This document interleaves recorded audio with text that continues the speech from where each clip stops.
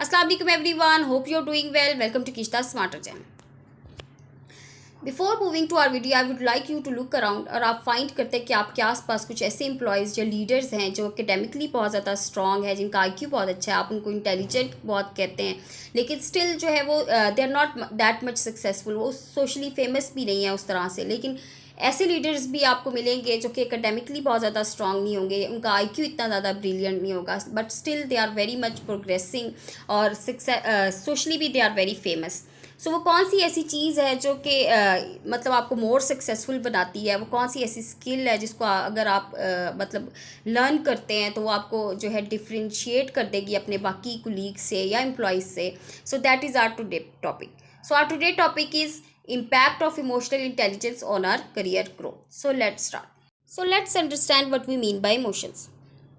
Emotion is a strong feeling or is a natural instinctive state of mind जो कि derive हो रहा होता है from one's circumstances, moods और relationships with others.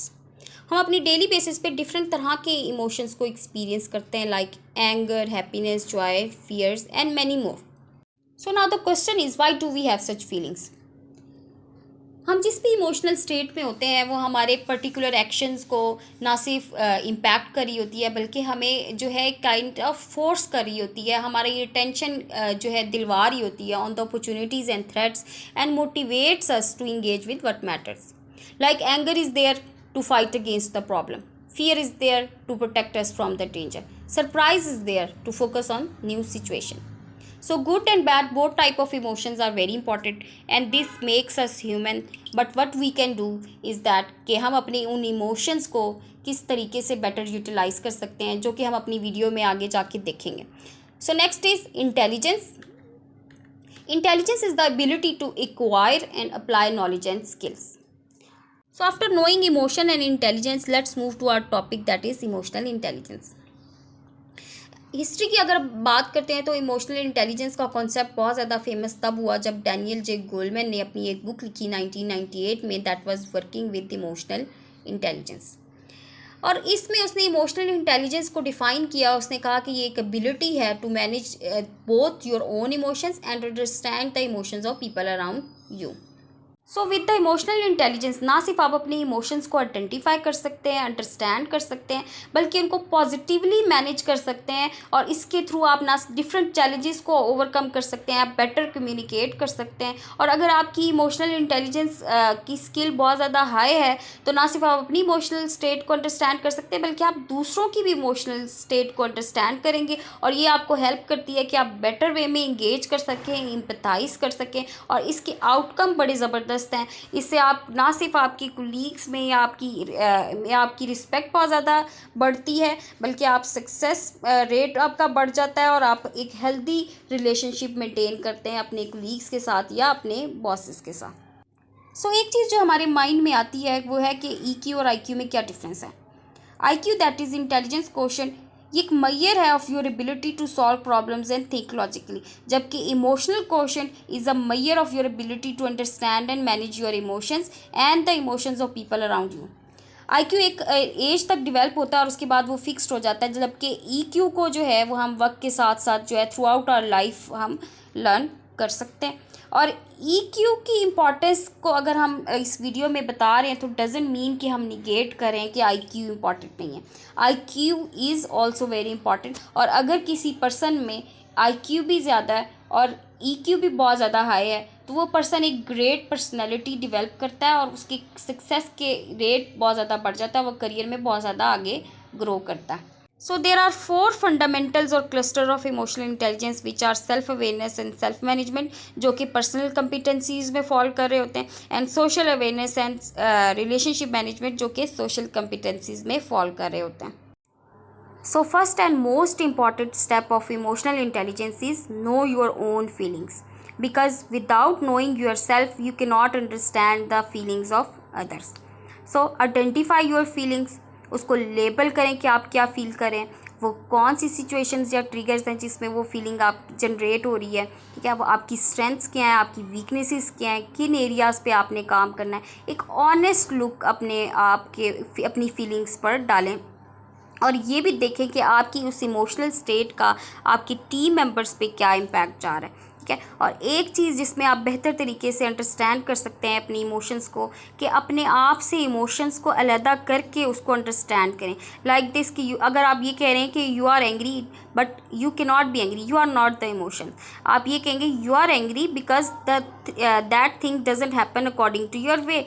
So try to link the emotion with the cause, ताकि आप better तरीके से उस चीज़ को अंडरस्टैंड कर सकें। और विदाउट सेल्फ अवेयरनेस आप सेकंड स्टेज पे मूव नहीं कर सकते, दैट इज़ सेल्फ मैनेजमेंट।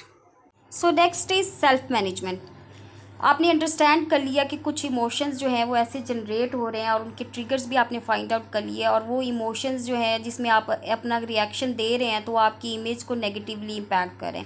तो अब आपने उन इमोशंस को रेगुलेट करने की कोशिश करनी है, आपने उनको मैनेज करने की कोशिश करनी है, because you can not control that emotion, you can not eliminate that emotion. क्योंकि अगर आप कंट्रोल और एलिमिनेट करने की कोशिश करेंगे तो एक सर्टन फ्रीक्वेंसी के बाद वो एक डबल इंटेंसिटी के साथ जनरेट होंगे। So try to improve the response against your emotions.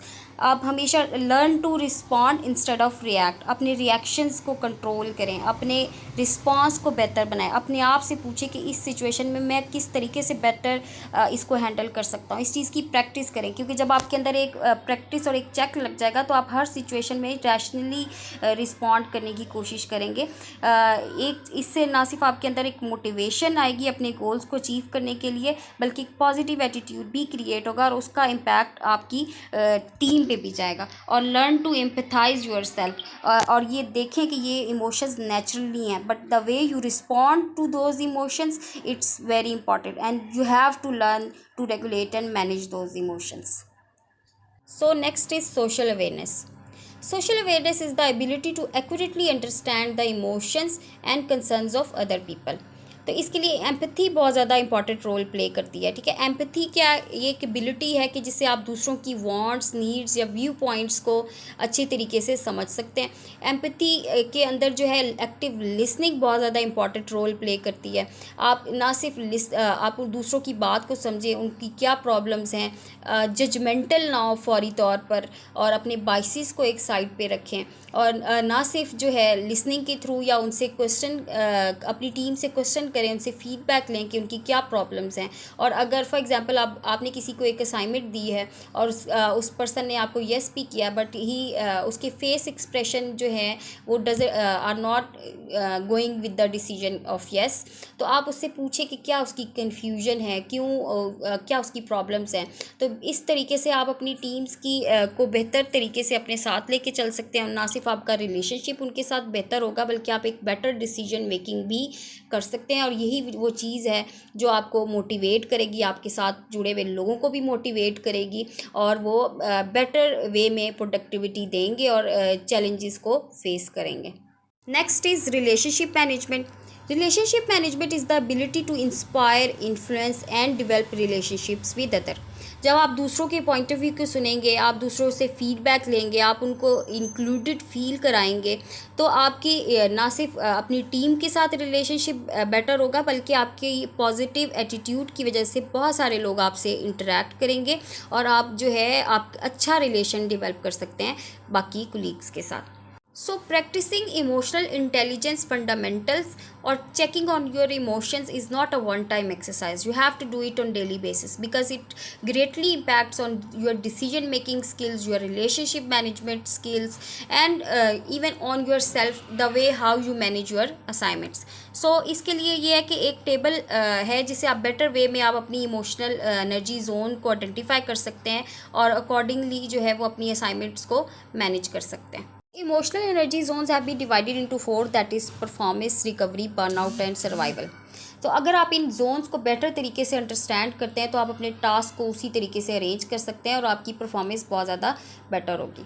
So if you are in performance zone और आपकी एनर्जी हाई है और पॉजिटिव एनर्जी है, और आप चैलेंज फील करें, कनेक्टेड फील करें, एक्साइटेड फील करें, तो आप इसमें ऐसी असाइनमेंट करें जिसमें रिलेशनशिप बिल्डिंग की एक्टिविटी ज़्यादा है, जिसमें न्यू इनिशिएटिव ज़्यादा हो. डिफ़िकल्ट असाइनमेंट को आप इस जोन में परफॉर्म कर सकते हैं, ठीक है. Next is recovery zone. Recovery zone में आप रिलैक्सड फील कर रहे हैं, पीसफुल हैं, केयर फ्री हैं, आपकी एनर्जी तो पॉजिटिव है, और लो एनर्जी में वाले जोन में आप फॉल कर रहे हैं. तो इस सिचुएशन में आप जो है यहाँ पे रिसर्च बेस्ड एक्टिविटीज़ कर सकते हैं, आप डॉक्यूमेंट रिव्यू कर सकते हैं. The third one is burnout phase. Burnout zone जो है, इसमें क्या है कि आप एग्जॉस्टेड हैं, डिप्रेस्ड हैं, ड्रेन्ड हैं, सैड हैं, तो इसमें आप जो है अपने फॉलोअप वाली एक्टिविटीज़ या MIS मेंटेनेंस वाली एक्टिविटीज़ आप अरेंज कर सकते हैं। And the last is survival zone.